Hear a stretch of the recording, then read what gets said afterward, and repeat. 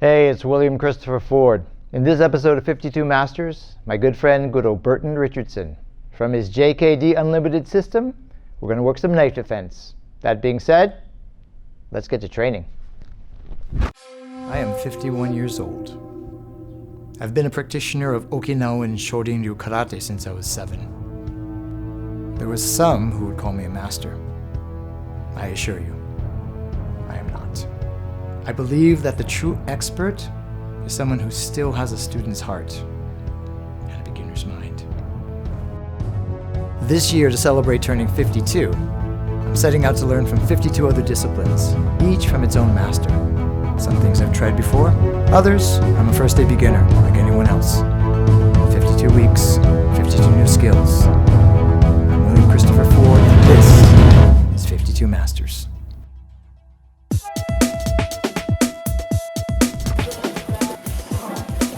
Stop that takedown while you're throwing those punches. Yes. Okay, everybody on his or her back.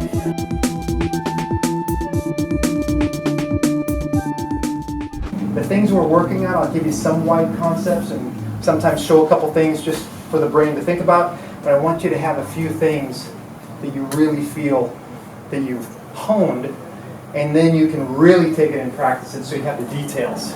Okay? Thinking we'll go ahead and start with some knife. Empty-handed gets the knife, right? Yes, sir. Okay, let's go there. So grab a partner. Almost everybody gets their idea of what a knife attack looks like from the movies. Right? Is that right? Because that's where you've seen it more than anything else. But, high choreographed fights and did stunt work and all, it's all to make the actor look good, and the more spectacular the better, because that's the goal. Okay, so great. So first thing I want to say is that the greatest knife defense instructor or practitioner on the planet right now is Usain Bolt. Okay, so that's first thing is you run. You have someone to protect. You can't just run. You just can't. There are also environmental issues, which are you're in a closed area, you're in an elevator, and when that happens, we have to really be extremely courageous, because you need to have the courage to step in. But before we go hand to hand, is the first thing is run. Second thing is you can't run, then you need to arm yourself.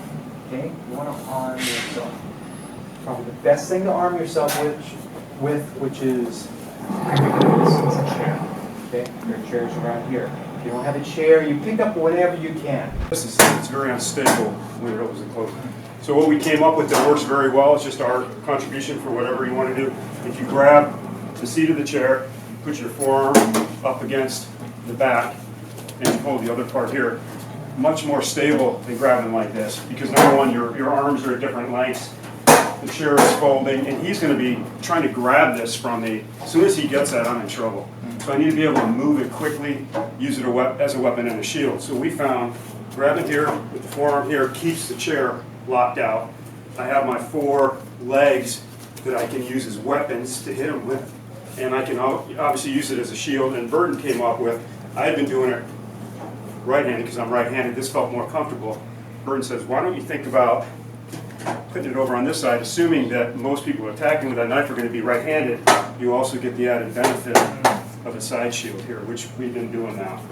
So the important things are using the legs as a weapon, but moving it. You have to really be ballistic with it. If they start to grab, what we've done also is grab on this side and being very aware that we're putting on that. Is sometimes we'll go and they get the grab and we just try to lift it up and then start kicking or kick them away, and that's been getting good results too. Think about hitting with the feet, and if they happen to come around, then you have that shield there as a backup just in case.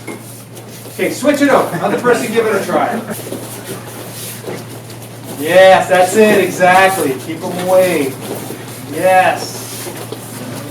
There you go. So you arm yourself, right? A lot of times, people carry a folding knife, for example. And generally when people actually, if they're rampaging, like they're going out and purposely doing this, what they're going to do is they're going to take a big, usually a butcher knife. And that's what they're going to use. So if you take out your folder and you're like this, you're at such a disadvantage. That's why folder, chair, take the chair. Okay? You know another really good thing is a car. You hit him with your car. This is great. Okay, very effective. So here's the first thing. We're going to go fast now for a little bit. If I grab with one hand, naturally what someone's going to do is they're going to flail to pull it out of the hand. He's going to pull this way, and nothing's going to happen. He's going to pull the other way, and it's going to come out, because this is the gait of the hand. Same thing, if I grab with my right hand, he's going to end up figuring out. He's going to go back and forth, and it's going to come out, which is why we need both hands on it. And if you watch the videos, it's natural for people to grab. You don't see people grabbing like this, instead they're being attacked. They're actually trying to grab with both hands. The issue with this, though, is always that we want to control what? What are we trying to control here? What do you think? Right? Yes, we're trying to control not the arm, we're trying to control the knife.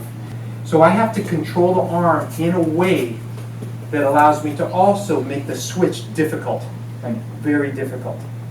All right, just that same thing, grabbing the wrist, other hands from underneath. This was a wrestling 2-on-1, see if you can switch hands. Okay, you got it? Excellent. Switch hands, pretty sure you can switch hands. I want you to play with some different positions and see, just for a minute or so each, if you can find a position where it's difficult for the person to switch hands. Hey. He's got it, Burton. All right, let's figure it out. Wow. That was good. Let's say, one of your videos.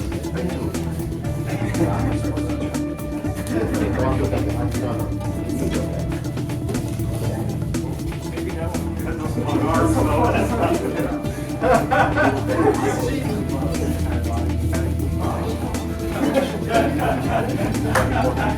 More difficult.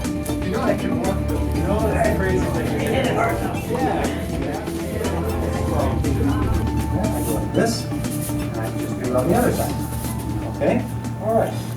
So, my question is, well, the thing is, I could just have you all try it, and you would find that that's really hard to do, right? Because they're not going to feed you and hold their arm out. What are they going to do? They're going to feed over and over again. I just switch hands, even with my height advantage, right? And that's where she's going to go for the disarm of the leg, possibly, or a number of different things. But I just want you to practice that a little bit now. Get in there, you turn your back. Empty hand, you don't turn your back. Knife, you turn your back, because it's over her shoulder. She's using her head, and as she's pulling away, it actually makes me a lot weaker. I can't move it so well. Also, I'm trying to pull in, but I'm so extended, it's hard to pull from there. It's like if you do a pull-up, and you start there, it's a lot easier than if you start totally extended. That not as much strength out there, so that's what she's trying to do. Yeah, she drives in with her head, and yeah, so she's really low and has good base, right? And so I just want you to work this position. Also, she's at maximum strength. Like say we go like bench press, okay? Again, if you take whatever it is, right here, if you start here, go, okay, let me press from here. It's hard, but you can hold a lot of weight out there, much more weight than you can actually press. So she's trying to get in that position where it's out and away, okay? So it's very important to block that arm so it has to go over the top. And sometimes they'll move to try to move something, and you just have to go with them, and then you look for the disarm. All right?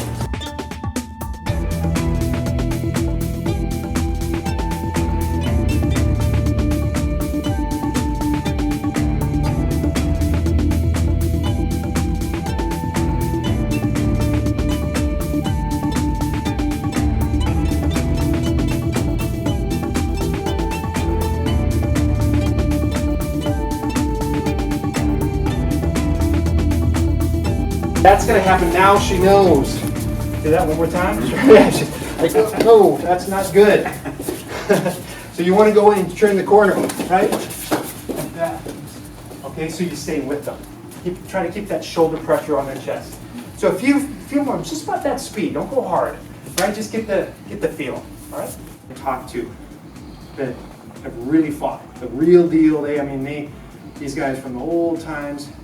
And a few of them said the exact same thing to me when I said, what do you find to be the most important thing in actual self-defense or fighting? And they said, have the courage to step in, have the guts to step in, just be able to just go do whatever, but it's the courage to step in.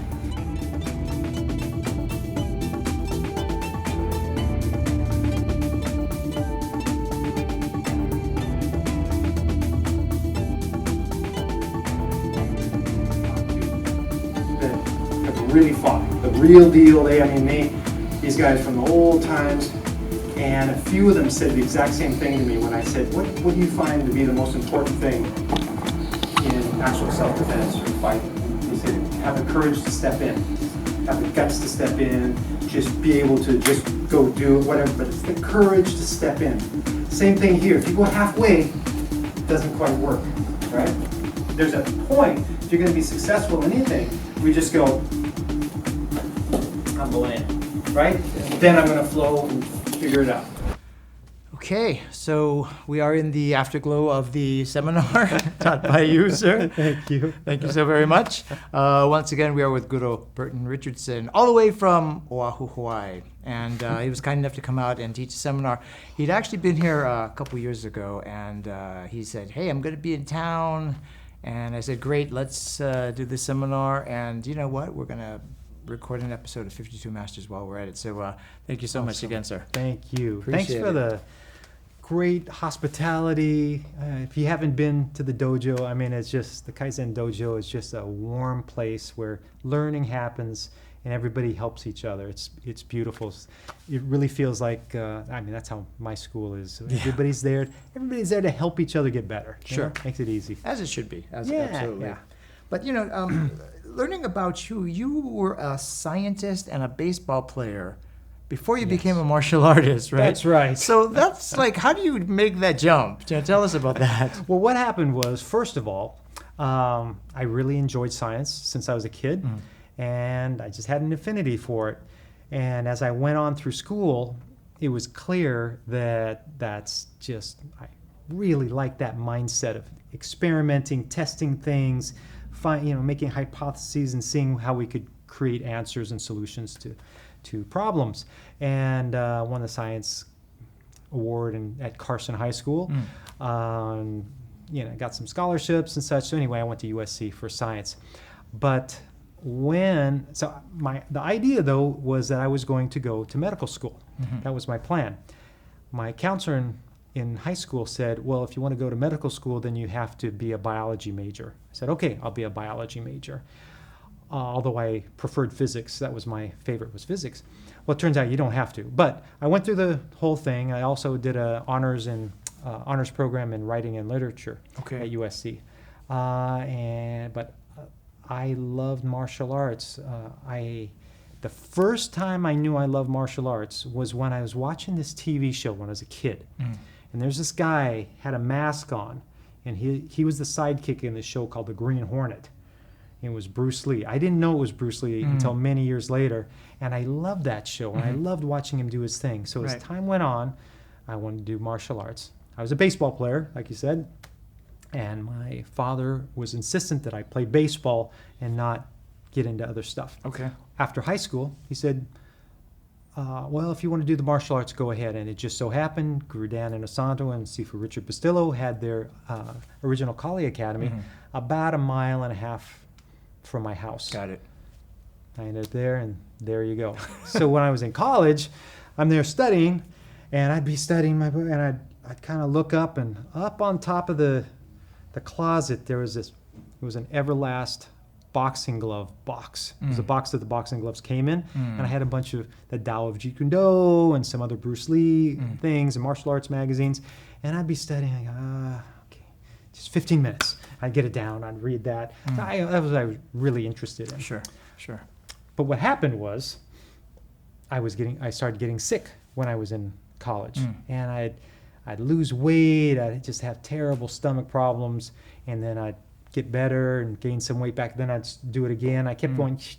Yeah. And when I finished, they said a lot of it was stress related, and I was on the baseball team and doing biology and in the honors program. And my friends who were a year ahead of me that went to medical school, they said, oh my gosh, this is the most stressful thing. I thought, you know what, I think I might die if I go. So I think I'll take 1 year off and do just whatever I want to do for 1 year, and then I'll go back. Well, that meant martial arts. So I'm going to take 1 year. I lived in a little camper trailer, like tiny. I could touch both walls. It was in a dog and cat hospital parking lot in downtown LA, and I just would go to the academy and train. All I did was train. And that 1 year's turned into 30 some, close to 40 years now. But man, what a Totally wonderful- ruined your life. Totally. My life is horrible. No, gosh, somebody asked me recently, I was being interviewed, and they said, you live in Hawaii, you've got this family, you do martial arts, you get to travel. What's missing though? What is it that you're missing in your life? And I'm so happy to say, nothing. I live a simple life. I train, and when I say I train myself, I learn, I teach, I have my family, we live in a wonderful place. Yeah. And we get to meet wonderful people like you and spend time with, a lot of really interesting, good people. So what more could you ask? Well, I've got family in Hawaii, so we have an excuse to. Now we have an excuse, right? Yeah, come on out. Absolutely. And then you went from. I know you learned a lot from Guro Dan.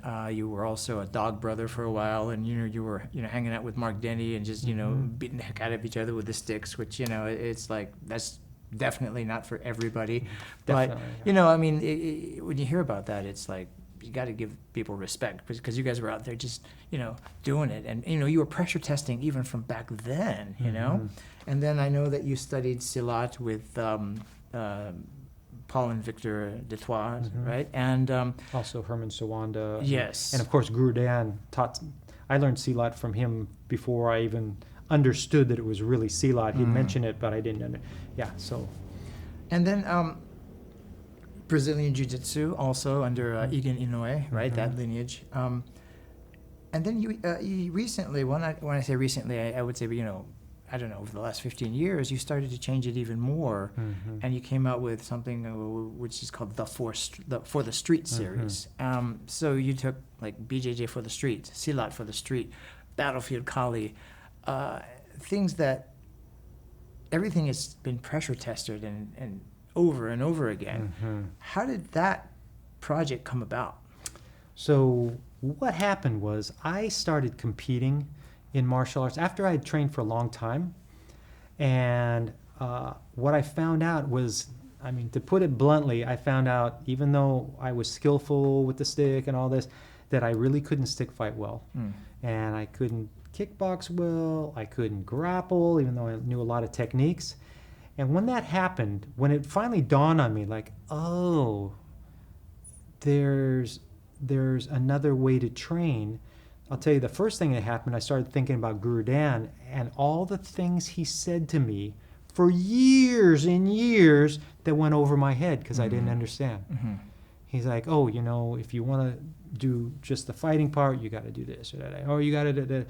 He gave me all this advice that I just didn't get, right? So then I went back and I was able to understand that advice and go, oh, okay, and really start, applying that. So you said the key word, pressure test, right? Yeah. Because here's the thing, when you have to use it for real self-defense, they're going to give you 100% resistance, 100%. And so we want to make sure we pressure test it, not only to say, hey, this particular technique is good, but also to make sure each individual can use it, because a technique may be very valid, but it works for someone if you're dealing with someone smaller than you or of equal size and strength, for example.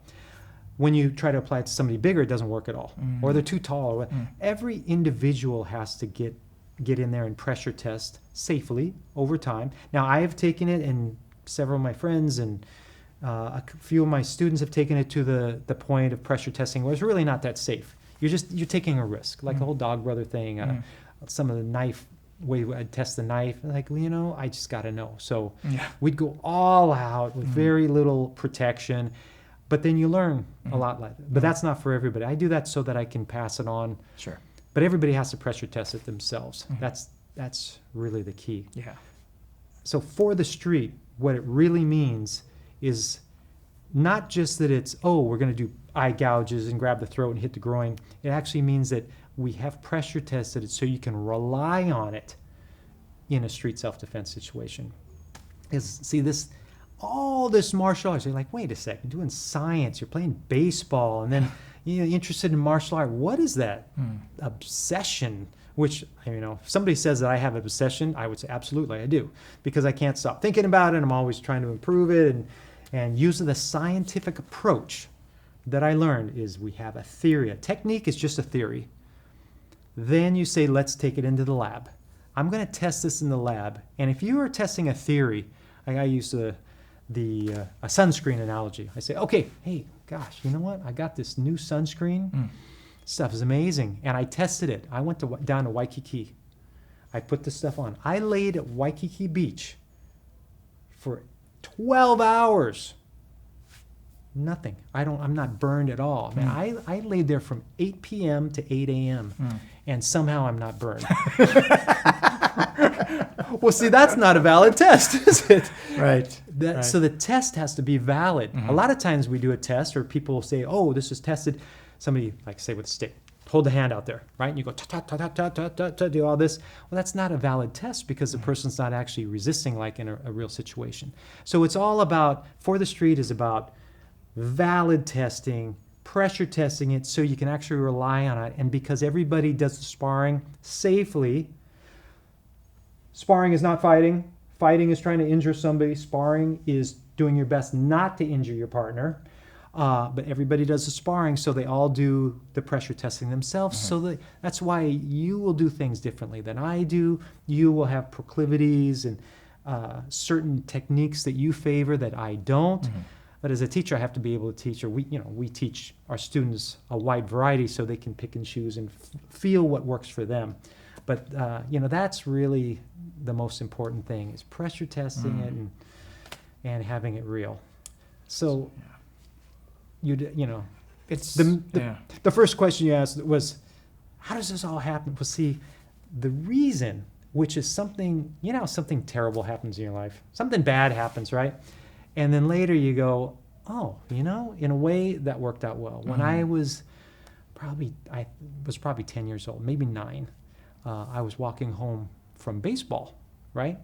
And I basically got abducted, okay? And I had a really horrible, incredibly terrible experience, right? And since then, guess what? I've been extremely interested in knowing how to defend myself, especially the person was 2.5 times my size, a giant, and all this sort of thing. So that, as bad as that was, and as horrible and traumatic and the whole thing, in a way, it has allowed me to have a life that I love. And I pass things along to other people, and I help people have better lives, and I do it. The reason I'm so adamant about making sure it works is so if anybody gets in that sort of situation, they know how to fight back. They know things to do, and they can actually fight back in that sort of horrible situation. So that's really why my path is there. Most important is this idea that we're going to train realistically, okay? So we're going to really, basically what it is honesty, right? Got to be honest. I'm going to do honest training. So when I tell my partner, hey, try to hit me, they're going to really try to hit me. And so by being honest, you're going to find out the truth. And when I'm honest like that, sometimes it doesn't work out so well, and you feel bad, and there's disappointment. So it's one thing to be disappointed. And if you're training correctly, you're probably going to be disappointed at certain times. But you can't get discouraged, because this path, life, training, it's tough. You need courage to be able to keep walking forward. As soon as I allow myself to be discouraged, meaning taking my courage away, I'm going to quit. So we welcome disappointment, got to deal with that. But disappointment builds the character. If we talk about martial arts, builds character, it's disappointment, not success that builds your character. It's disappointment in dealing with adversity. So if you're honest and you train in an honest manner, it makes you a better person and you understand better. And that's what I would say. Just train in an honest manner, tell the truth about others and about yourself, about the arts. Just do it honestly. Those are very profound, wise words. Thank you. My wife told me those. So listen, I want to thank you again for teaching us, sharing your knowledge, and just being who you are, and also for being on this episode of 52 Masters. You know, once again, Guro Burton Richardson, one of my good friends, one of the greats. Yeah. And We're all in the same journey. We're just on the path. We're just working it together. absolutely, brother. Thank you. Thank you so much. All right. Mahalo. Aloha. And we'll see you next time.